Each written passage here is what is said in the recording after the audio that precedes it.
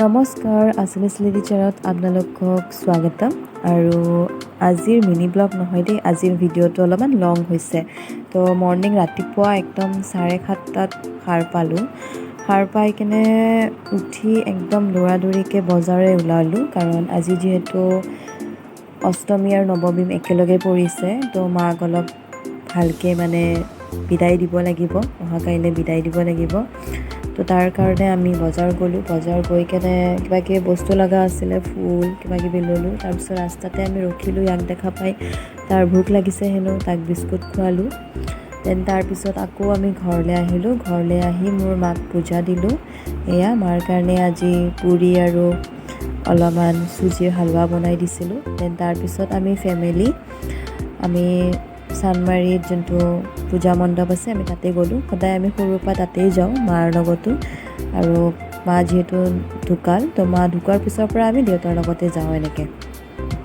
তো এয়া আমি পূজা মণ্ডপলৈ আহিলোঁ। তাৰপিছত তাৰ পৰা আমি চাকি বন্তি জ্বলালোঁ।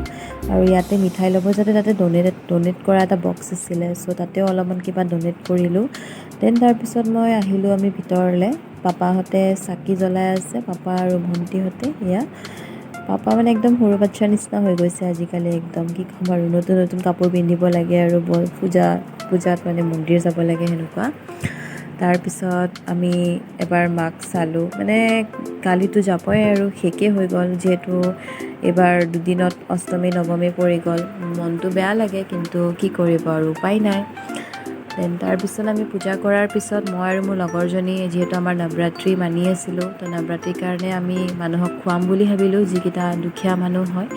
তো যিমানখিনি পাৰিলোঁ, আমি 50টা মানুহ টাৰ্গেট কৰিছিলোঁ, 50জন।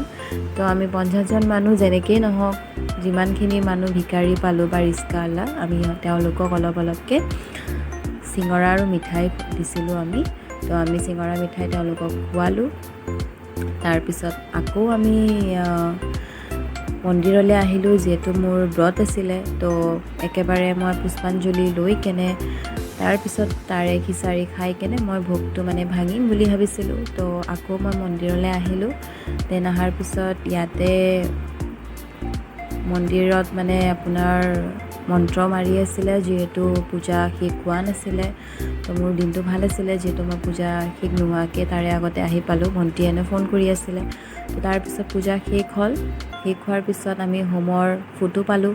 দেন আমি লাইন ধৰিলোঁ, কিহৰ জানেনে নাই, ভোগ খাবলৈ, খিচাৰি খাবলৈ। এয়া চাওক, ইমান ডাঙৰ লাইন। আৰু এয়া লাইনৰ ভিতৰত আমি ৰখি আছোঁ। দেন আহি গ'লোঁ খিচাৰি খাবলৈ ফাইনেলি। মায়ে আমাক বেছি দেৰি ৰখাব দিয়া নাই, যিহেতু গমেই পাইছে যে মোৰ ভোক লাগিছে চাগে। তো আমি আহি গ'লোঁ খিচাৰি খাবলৈ। আৰু তাতে এটা সৰু পোৱালি আছিলে, সিয়ে আমাক প্লেটবোৰ ছাৰ্ভ কৰি আছিলে। দেন আমি খিচাৰি ল'লোঁ। লোৱাৰ পিছত আমি ধুমধাম খিচাৰি খালোঁ, কিন্তু ভাবিছিলোঁ বহুতখিনি খাব পাৰিম, কিন্তু নোৱাৰিলোঁ। দেন খিচাৰি খাই আহি আকৌ আমি পূজা মণ্ডপলৈ আহিলোঁ, যিহেতু আমি ঠগি দিছিলোঁ। ইয়াতে আহি কেনে দেখিছোঁ আমাৰ সৰুকালৰ 3টাৰে মনত পৰি গৈছে একদম। আমি 3টা এনেকৈয়ে আছিলোঁ, একদম ডাঙৰ সৰু পূৰা মিলি গৈছে। তাৰপিছত আমি পূজা মণ্ডপত আহিলোঁ। তো আজিলৈ মোৰ ব্লগটি ইয়াতে শেষ কৰিলোঁ। বাই।